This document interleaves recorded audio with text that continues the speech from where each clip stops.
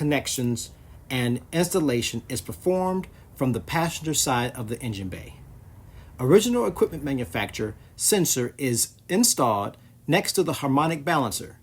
New replacement sensor must be fully inserted and secured using original hardware. Wiring routes up top and is connected into two plastic housing resting under the edge of the carburetor air cleaner.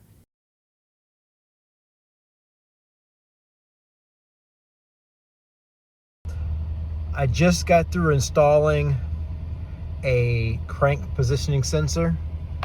Looks like this item here. See if I can get a little focus in. This is the part that goes into the crank.